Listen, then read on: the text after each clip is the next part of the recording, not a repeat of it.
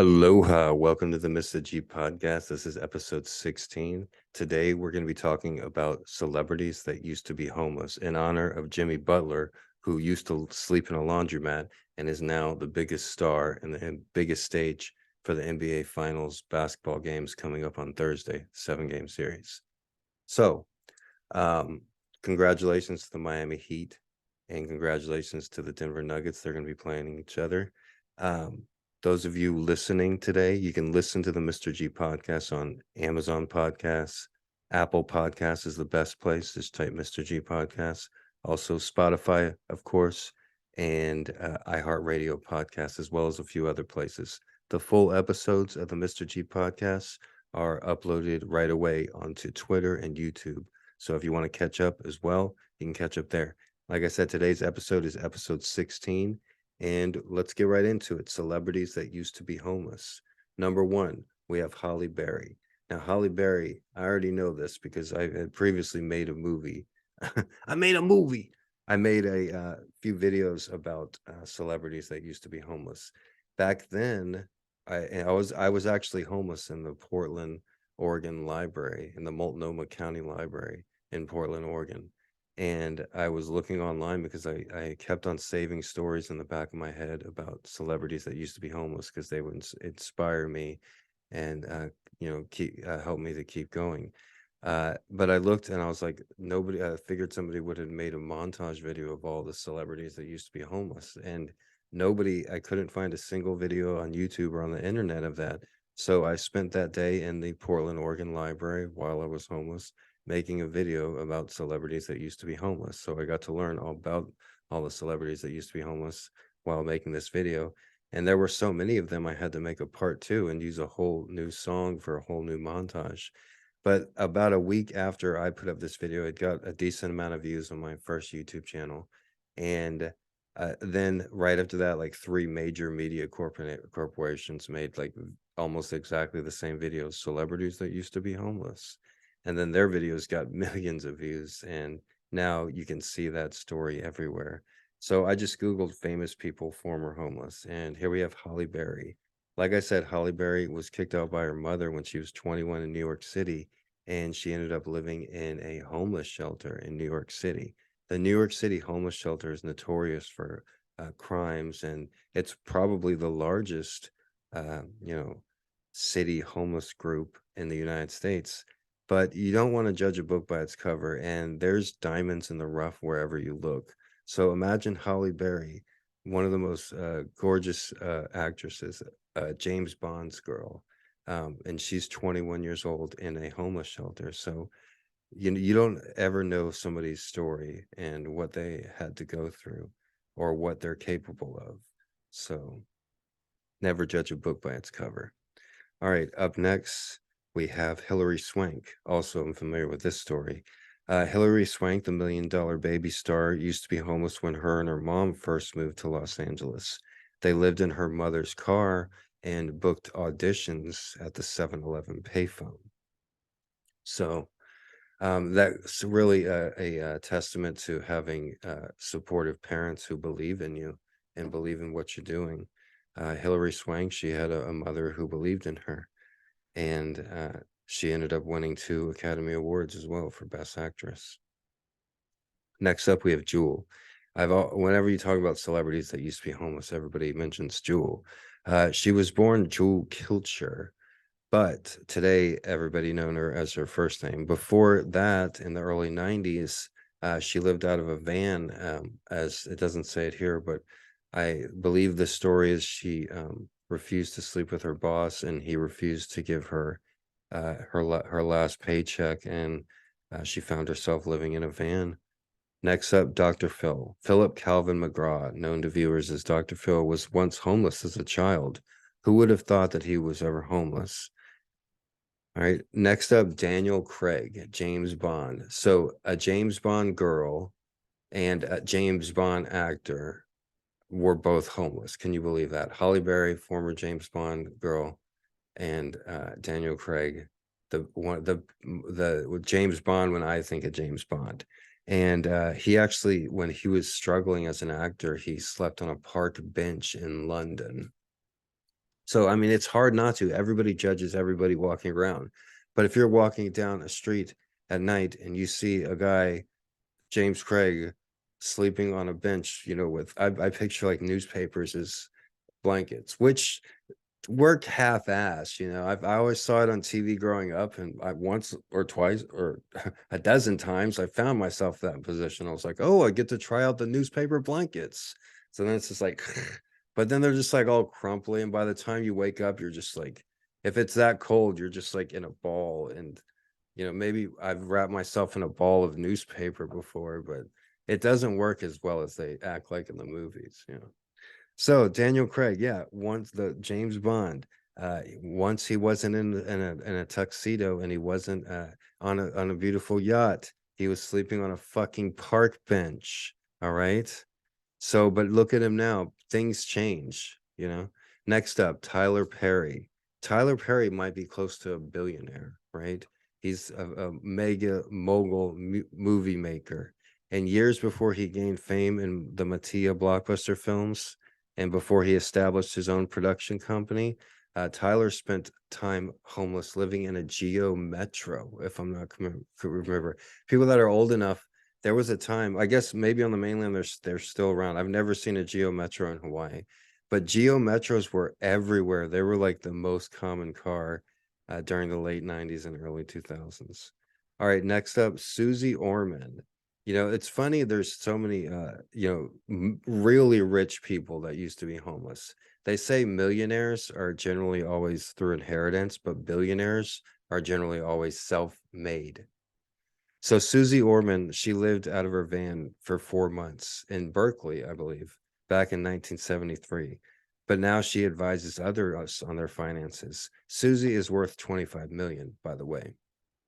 I remember learning that story while I was in a library in Berkeley, that Susie Orman lived in a car, and she would go to the public library, the Berkeley Public Library, just like I did when I was homeless. All right, next up, Charlie Chaplin. If you read my book, Gonzo Education, I think it's called the Epitaph, where you have a quote at the beginning. I have a quote from Charlie Chaplin that says, "The whole point of the little fella is that no matter how down on his ass he is, no matter how well the jackals succeed in tearing him apart, he's still a man of dignity. He can still look down on you and you're a whole bloody bunch of money-hungry scum." And I love Charlie Chaplin, and I love the character the Tramp, because that quote says it all. His character the Tramp, the whole point of the little fella is he had dignity. He held his head high. If he was struggling to just get a bite to eat, he was still a man of dignity. And I've had a very hard life. I've worked very hard jobs. I've been in very tough positions, but I've still always kept my dignity. I've never begged for money. I've never, been addicted to hard drugs or even barely used them. I've never, lived in a homeless camp. I've barely ever been to a shelter, despite being homeless for years. And I've always kept myself up, well dressed. And the most important thing about being homeless is not letting other non-homeless people know that you're homeless.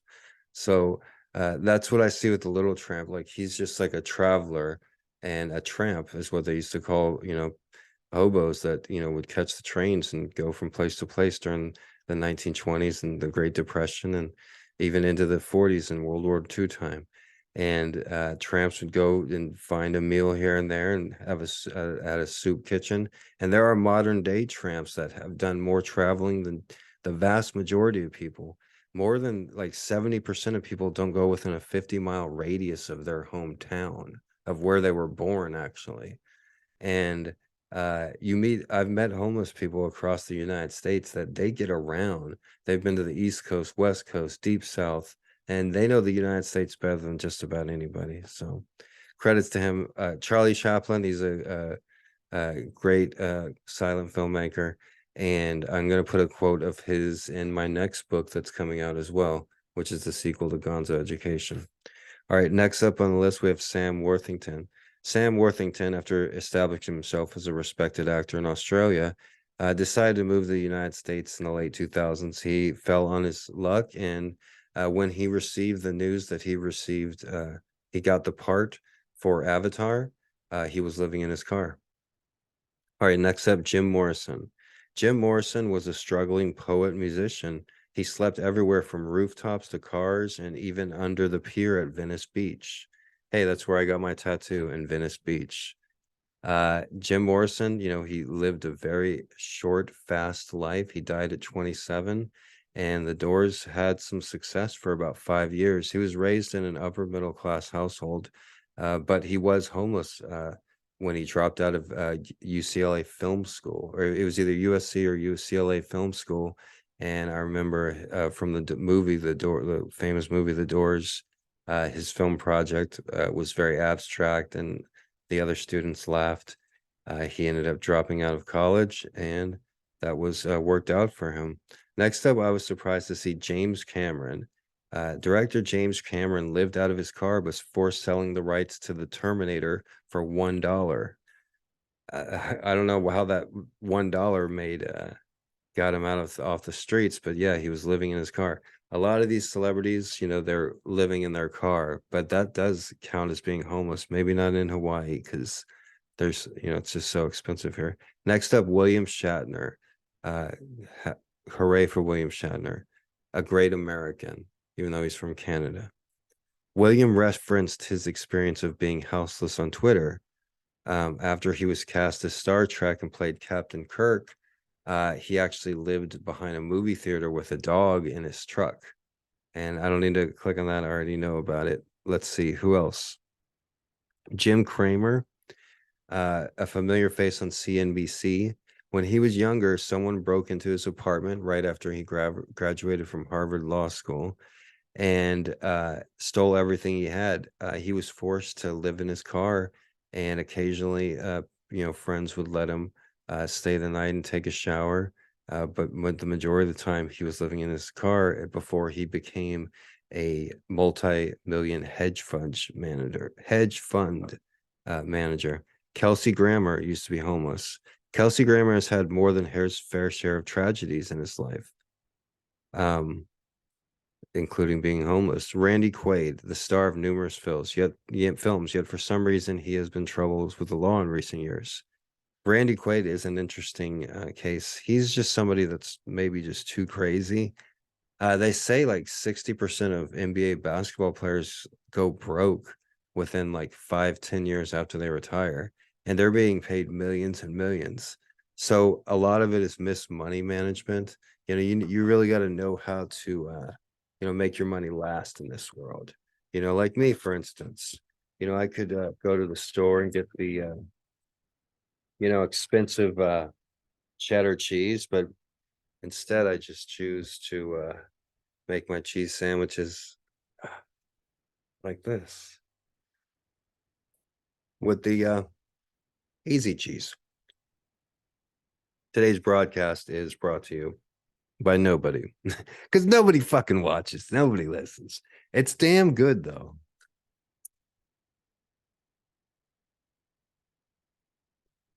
Not the cheese kind of sucks, but my podcast is damn good. Right? This podcast is the reason for it. The reason we're talking about this is because Jimmy Butler and the Miami Heat made it to the NBA Finals. Jimmy Butler is a former homeless person. When he was in a youth, when he was a teenager, he had to sleep wherever he could. And one places that he slept was in a laundromat. I myself know how that is, and it's something I'm familiar with. So I'm really pulling for the Miami Heat in the NBA Finals.